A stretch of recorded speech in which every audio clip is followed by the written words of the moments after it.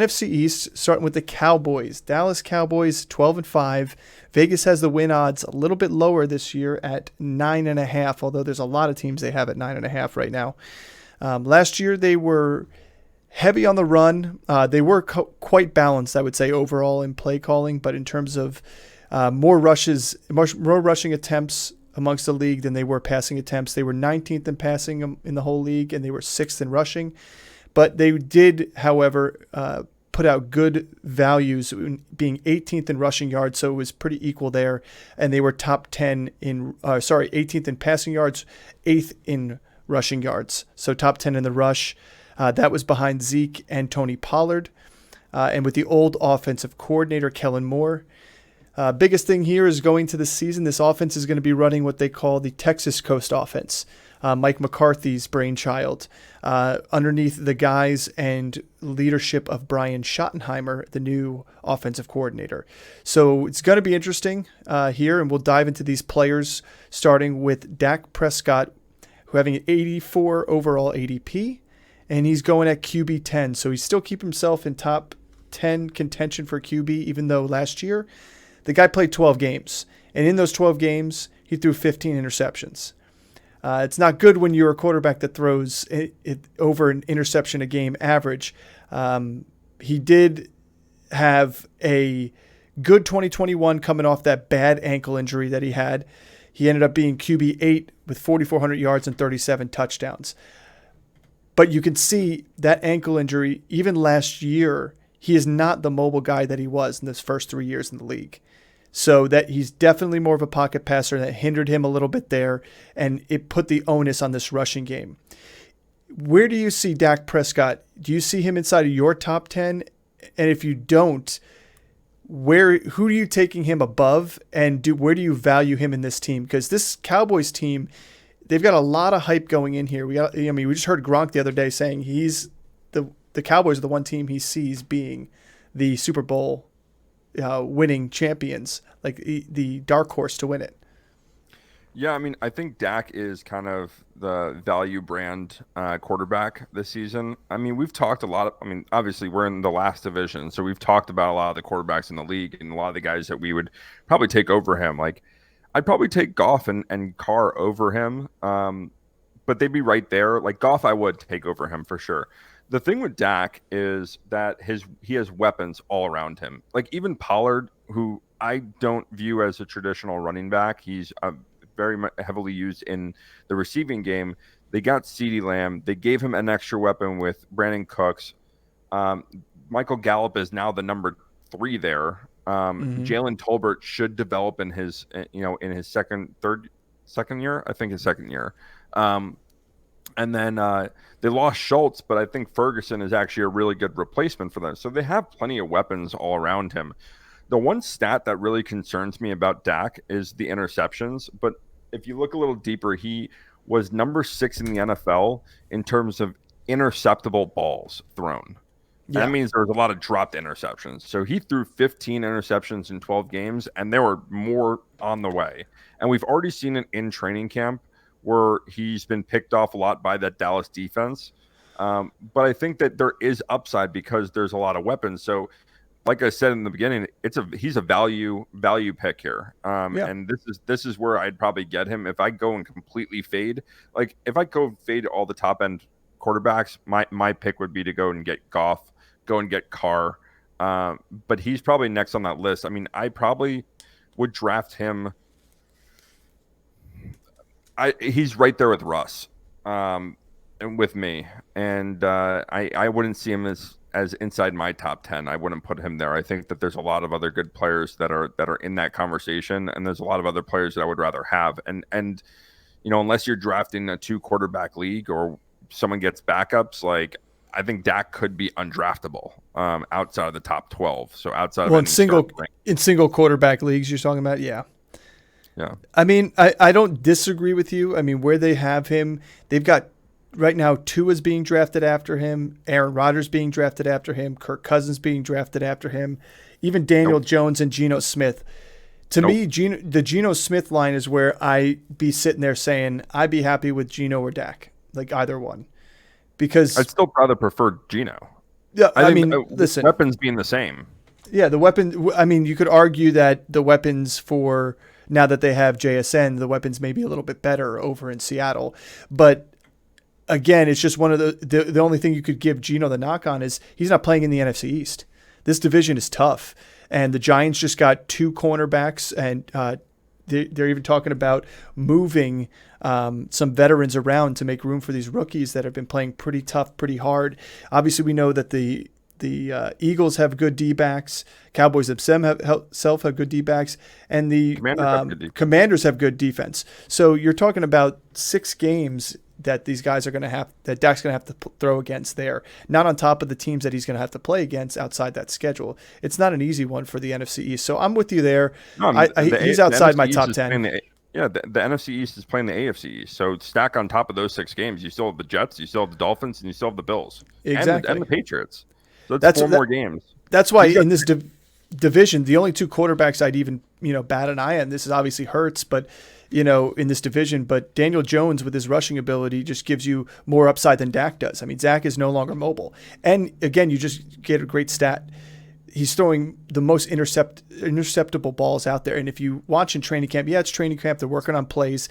But I saw him try and throw a corner fade to Brandin Cooks, a guy under 6 foot tall into double coverage. Like, how are you not expecting that to be picked? Like, yeah, I get it. They're running through plays, and it's a reach in terms of wait until we get to Brandin Cooks. There's an interesting stat on that too. But I will say at the end of the day, I don't like what I saw last year from Dak in the 12 games he did play. He's going to really have to have a bounce back year for him to prove it to me. And I'm just saying, no longer have Kellen Moore. You no longer have Zeke. You're going all shoulders on Tony Pollard in that backfield, which I don't know if he can shoulder that load. And it's just going to be, if it's going to have to be Dak throwing the ball in some tough games, because you got to expect some tougher games out here that I don't know if he can shoot it out with the best of the teams he's going to face. So I mean, I think he could. Like, I very well think he could. He's proven that he can do it, but he's going to throw the pick. So as long as you're going to take that with him, you're going to lose some negative points there. But. Yeah, well, he's learning a new offense too. Like, it's always something you got to think about. So I mean, we said Tony Pollard shouldering the load in the backfield. Tony Pollard's going 19th overall, RB7. He jumped up the rankings. Everybody loves him. The guy had 1,000 yards last year at a 5.2 yards per carry average with 9 touchdowns. Passing game, he only had 371 yards and 9.5 yards per reception, however, when he did it. So obviously he didn't get a ton of receptions, but when he did get a reception, he did a lot of work with it, and he had 3 touchdowns. I don't foresee him being the bell cow running back that everybody I think is drafting him at RB7 for. I think if they're going to run him more than they did last year, they're going to reduce him in the passing game.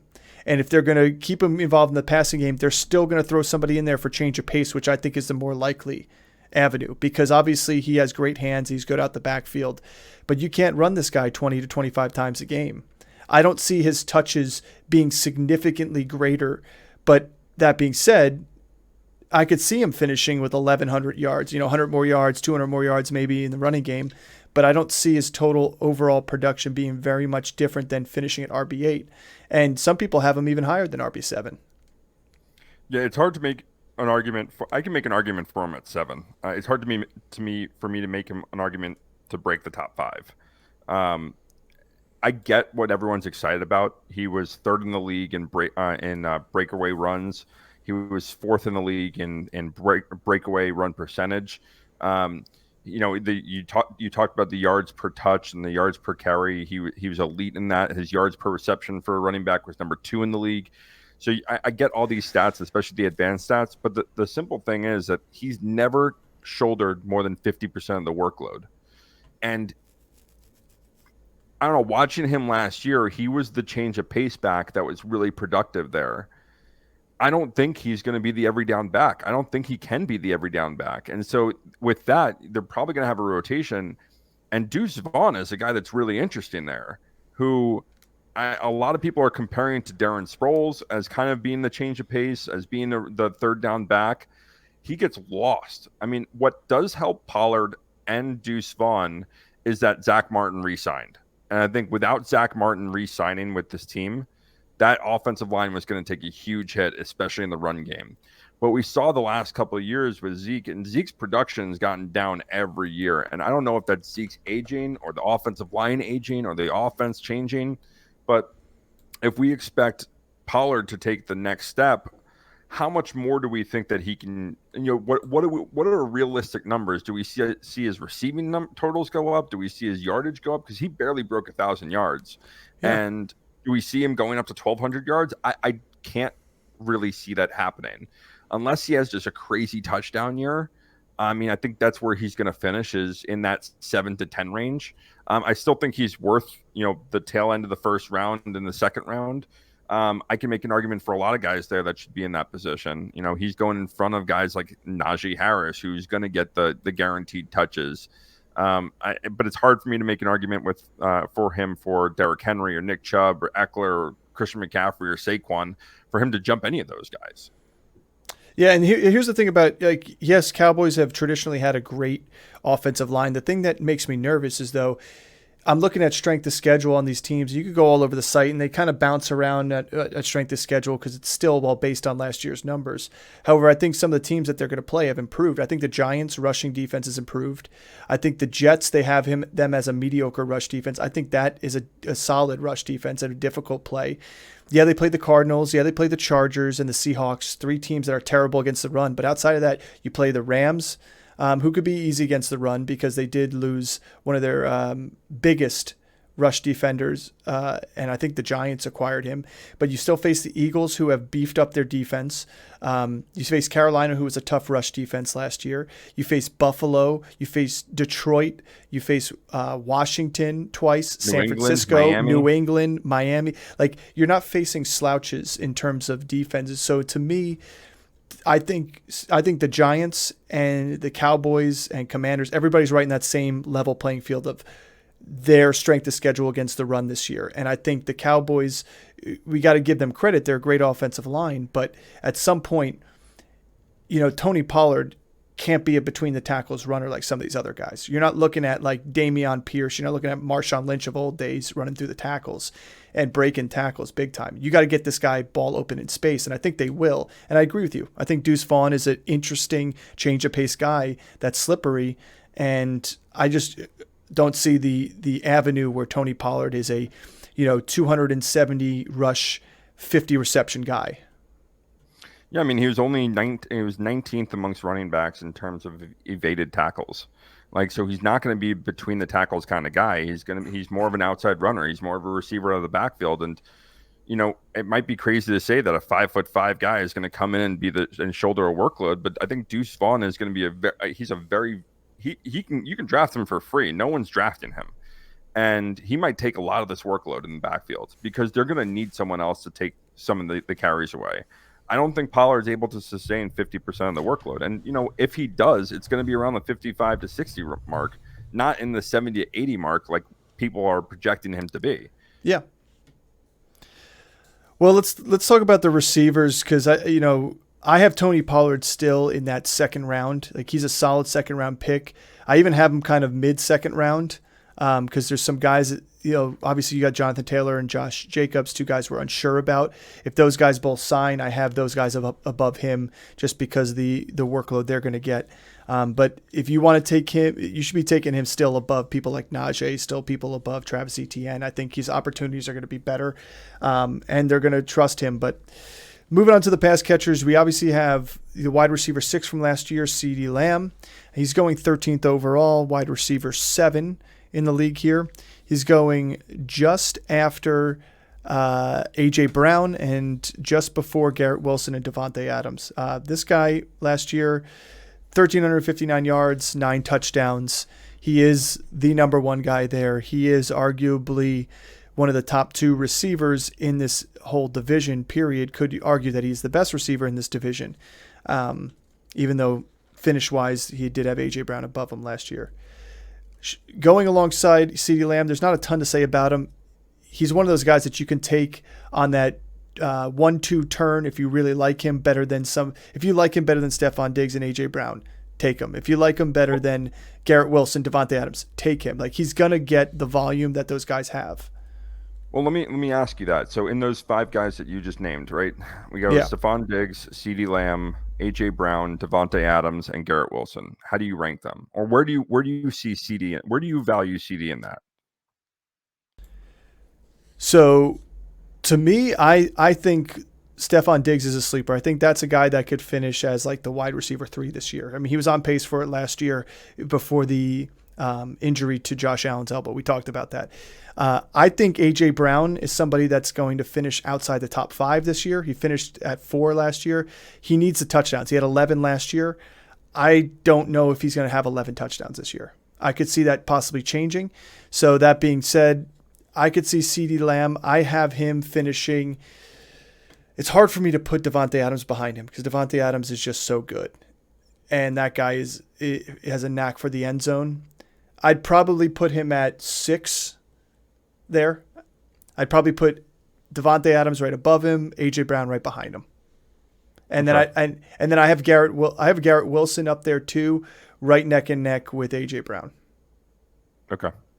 So you put him in the middle of that pack right there. Yeah, because he can finish on either side of them, I think. So I'm happy taking him in the middle of that pack. Like to me, his ceiling, he had 1359 and 9 touchdowns. I think his ceiling could be another 1,300 yards, but I could see him breaking into double-digit touchdowns, and that would have bumped him up closer to those AJ Brown numbers. Because let's not forget, AJ Brown himself last year had 1496 in yardage and 11 touchdowns. So he pretty much had a whole 100 yards more. So we've talked at a fair amount of length into the defenses that the Cowboys are going to be facing, right? In all those defenses, they all have a man corner. And this is what concerns me about CeeDee Lamb. And this is my maybe pump the brakes on CeeDee Lamb this year is so his target separation versus man, he was 55 amongst wide receivers. His fantasy points per target against man was 33rd. He's going to be facing Sauce Gardner. He's going to be facing Xavier Howard. He's going to be facing all the top corners from these teams. And we just listed off all these defenses that they're going to face. And yeah, like the strength of those defenses is going to be like the defensive line. But all those defenses have really good corners. And they're going to lock him up. And if teams know that he's not good against man and he's better against zone, well, guess what they're going to run? Yeah. So, this is my pump the brakes on CeeDee Lamb. And this is where I would probably have him at the end of those guys that we listed. I would rank any of those guys probably above him. And he's probably, I think people are going to go and take, like, he's valuable because of the volume that's going to go there. Enter Brandin Cooks. That's why I like him. And if we want to transition right now, enter Brandin Cooks. And this is a guy that I think is going to be a legit, he's a number 1 receiver. Don't get it twisted. I know last year with the Texans, like it's really hard to overlook what he did there because it was just so poor. But he missed 6 or 7 games last season with them, and every team that he goes to, the first year with that team, he throws up 1,000 yards. He's good for it. He can win versus one-on-one coverage, and he's a smaller dude. He ranks top 10 in terms of 50-50 balls won. So he's pretty impressive with that. When you said that they're throwing corner fades to him in the end zone, there's a reason why, because he's good at it. So I really like Brandin Cooks. We talked about this, in earlier episodes that I think he's a better value than CeeDee Lamb, and I think it's going to show this year that they're gonna have. Wouldn't say similar numbers. I think CeeDee Lamb's still going to have better numbers than Brandin Cooks, but they're going to be close. It's going to be kind of AJ Brown, Devonta Smith like from last year. Yeah. Which, by the way, we'll get when we get to them. You'll see that was still like a 300-yard difference and a 4-touchdown difference. Right. So, but it made them both viable options. Right. In fantasy. Exactly. But you're going to get Brandin Cooks 6 rounds later. Yeah, I mean, he's going 94th overall, 41st wide receiver right now. Yes, he only played 13 games last year in Houston, and in those games, he still had a 12.3 yards per reception, and about 7. He was a yard shy of 700 on 57 catches. So we know he's good. He's a down the field guy. He's shifty, and he's a guy that when he does. His yards per target is always above like 7.5. I mean, not as good as it back was when he was at the Rams and his last year with New Orleans when they were just flying him downfield. But that's because Houston could have passed the ball and they didn't have time to pass the ball. They didn't have time to get him downfield. So take that with a grain of salt. I just think, to me, I agree. if you're going to, you can rely on a number 2 guy here, and it used to be Schultz, and we'll get to the tight end here in a minute, but I think Cooks is going to be the best wide receiver 2 they've had there in quite some time. So I think besides the fact that the year that they had, was it CeeDee Lamb's rookie season, they had Amari Cooper. Like, besides that duo that they had there, here's another great duo that they can have. So the third receiver out here is Michael Gallup, guy who last year was coming off an ACL injury, didn't feel right really until later on in the season. So he's another guy too that is viable. He was supposed to have a fantastic season the year before when he tore his ACL. Again, Cooks is definitely the number 2 guy here, and he's definitely probably the most valuable guy here, like you said.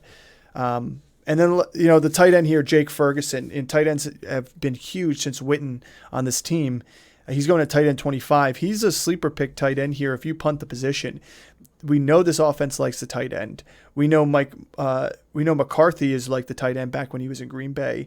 There's no Schultz, and in the week 6 where he had no Dalton Schultz, he had 4 receptions on 6 targets, 40 yards, and a touchdown. Like, he was peppered by Dak Prescott. Yeah, and he's efficient. I mean, you look at I think he had 35 targets and 30 receptions on the season. Yeah. And so he's going to catch the balls that are thrown to him. He only had 2 touchdowns, but he had limited work last year. Schultz was the guy. And so I think I would agree with you. I think he's a sleeper pick if you punt the position for a guy that they're going to have volume there because he's the only guy there, and no one's even sniffing Jake Ferguson, and he's a guy you can get for free in the 14th round and just go snag up. Yeah, so at least the position's used there. To me, he's a guy that if I take a tight end like David Njoku, Gerald Everett, one of these guys a little bit higher up that have good upside based on how they finished last year and the offenses they're in, I still may grab a guy like Ferguson late because of the opportunity. If he has an